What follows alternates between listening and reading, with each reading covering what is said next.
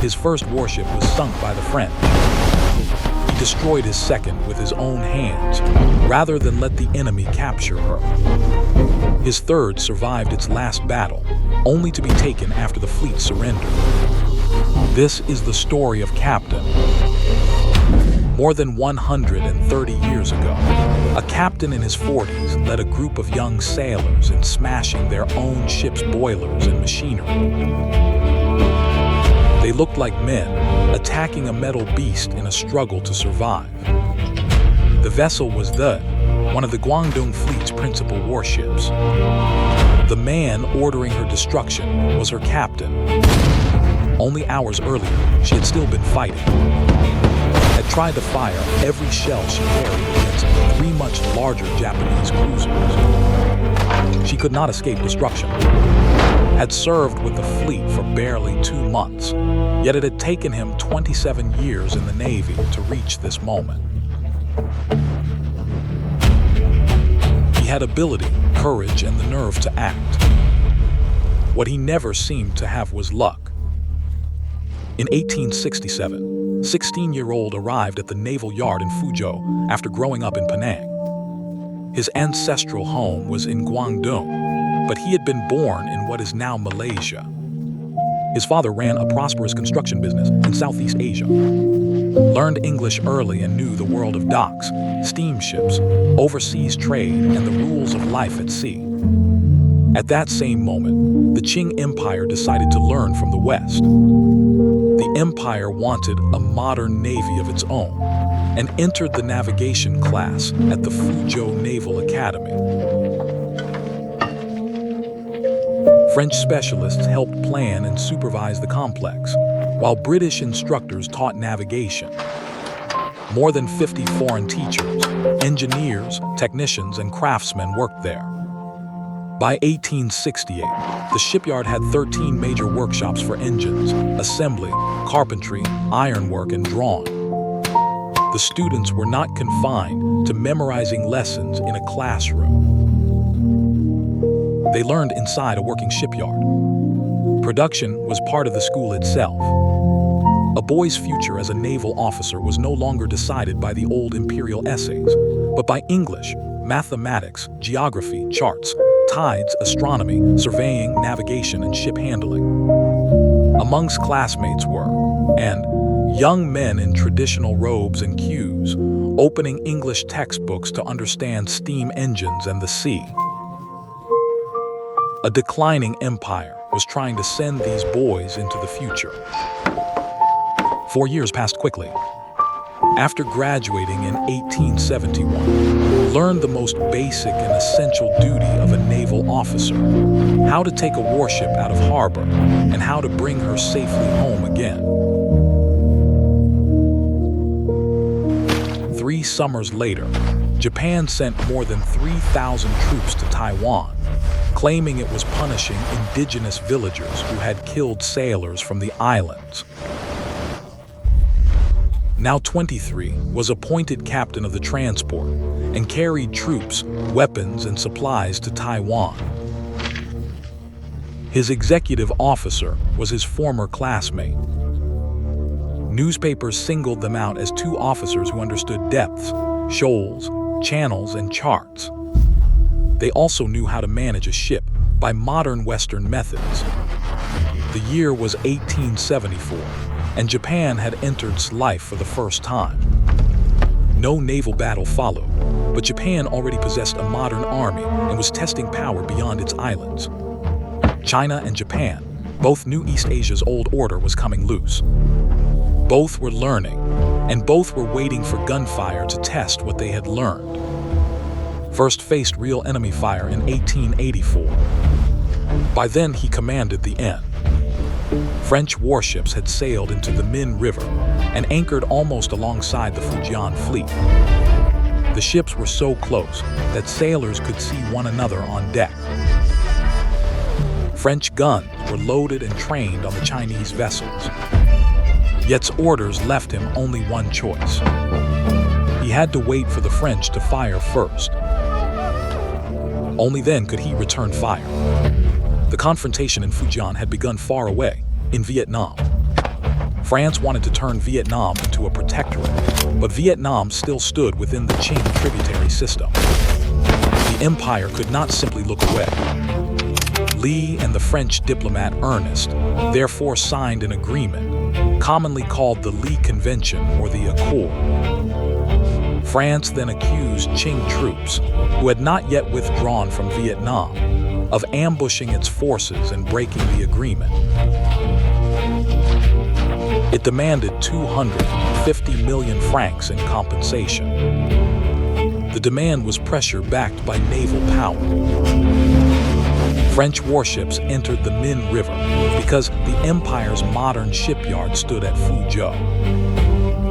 Paris understood that destroying the Fujian fleet would speak more loudly to the Qing court than another diplomatic note.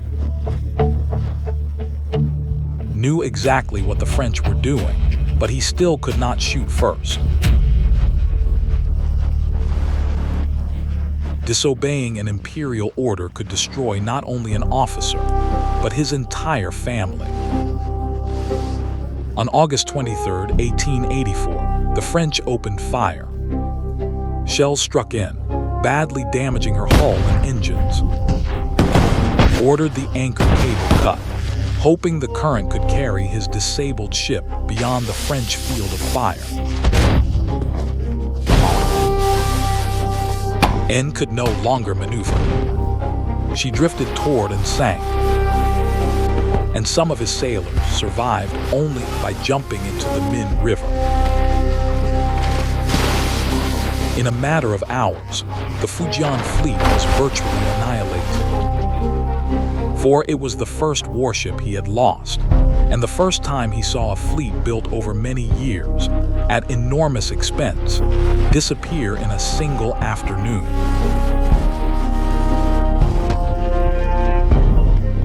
Enemy shells had arrived before official permission to return fire. He was 33 years old. The captain had no ship. His generation could study English, engineering, and navigation, yet the old habits of government still controlled when they were allowed to act. Had fired while the French were loading, the outcome might have been different. But the Qing Empire had grown weak enough for every rival to test it. The story, however, was not finished. 10 years later, again had a command.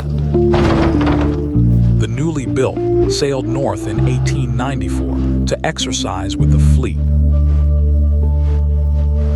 This was her first clearly recorded connection to China's most important modern fleet. Displaced only about 1,000 tons. She was small and lightly protected, but carried quick-firing guns and torpedo tubes.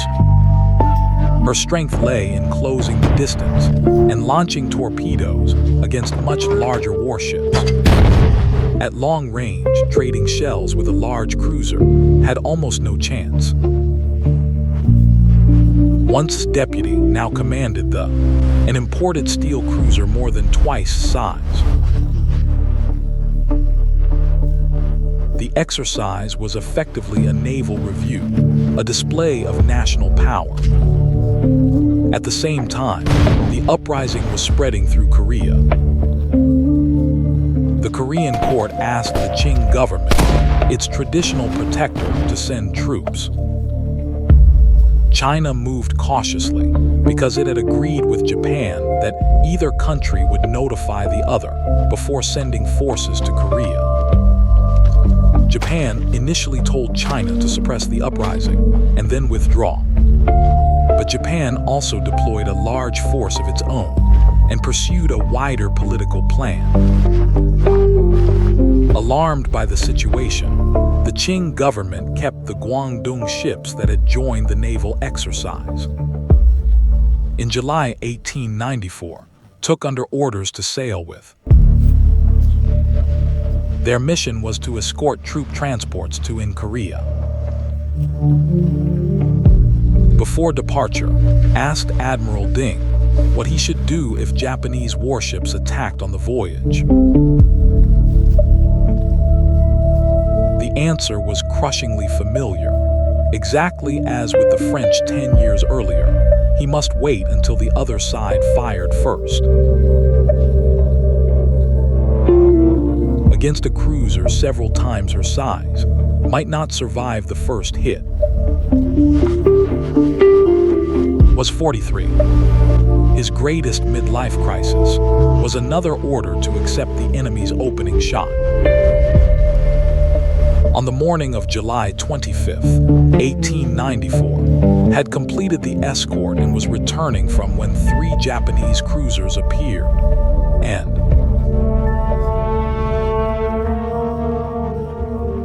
the largest displaced 4,150 tons, the smallest 3,150. Displaced only 1,000. This time Japan opened fire without hesitation. Was still watching through his telescope when shells exploded behind him. Once hit, he did not retreat. He ordered to close with the Japanese squadron, hoping that at short range, his small ship could still wound one of the giants.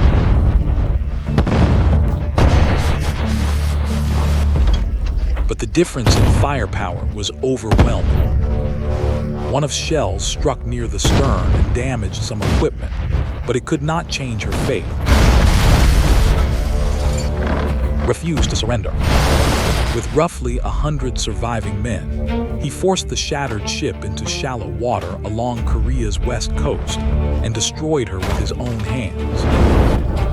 The act violated standing orders, but he did it anyway. And what had become of the ship sailing with him?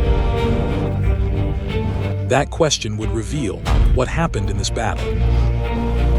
The transports and then entered the area. Captured while stopped and sank.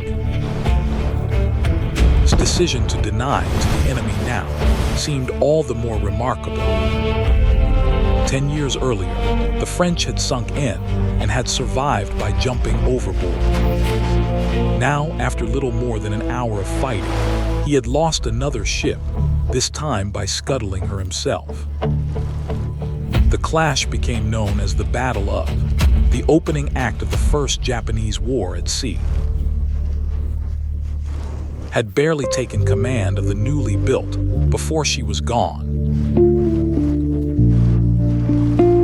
Less than 2 months later came the Battle of the Yalu River, where his classmate went down with.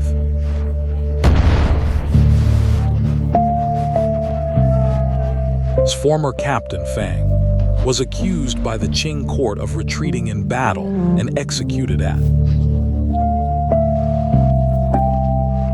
In October 1894, Li asked that take over. Had a ship again, but this command would bring him an even deeper humiliation. After the Yalu battle, the fleet too. Its ships were damaged, and ammunition, spare parts, and repair capacity were running short. Worse, the Japanese army landed on the Shandong Peninsula and captured surrounding forts from the land. Shore batteries built to protect the fleet were turned around and fired into the harbor at Chinese warships. The fleet still had strength to fight, but its position was collapsing. Was crippled and grounded. Was sunk by a torpedo and went down in the gun battle. Fought on and remained afloat. But the dying empire no longer had the will to continue. In February 1895, the fleet lowered its flag. Ding, Yang, and other commanders took their own lives. Was seized, repaired, and commissioned into the Japanese Navy.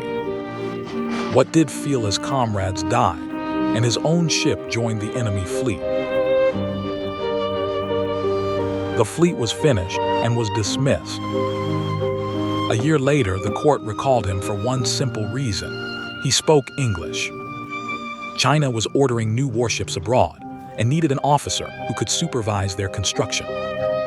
Was chosen, yet when the 2 ships came home, neither was given to him. He returned instead to service with the Guangdong fleet. In 1909, at the age of 58, received one more mission at sea, to inspect and resurvey the islands. 15 years had passed since the war. Taiwan and the islands had been ceded to Japan. Britain held on lease. Bay, Guangzhou Bay, and other coastal positions had fallen under foreign control. Even Island, once the fleet's main base, flew the British flag. Sailed south to confirm that at least this piece of Chinese territory had not been lost. The ship assigned to that final voyage was the same vessel had commanded after graduation, with as his deputy, when they carried supplies to Taiwan. More than 30 years had gone by, yet's dream of mastering the sea seemed never to have advanced a single step. He departed in April and returned in May. Soon afterward, he fell ill and died. The records do not preserve his final thoughts. No one knows whether he, whose life had reached a complete and heroic ending in a single afternoon,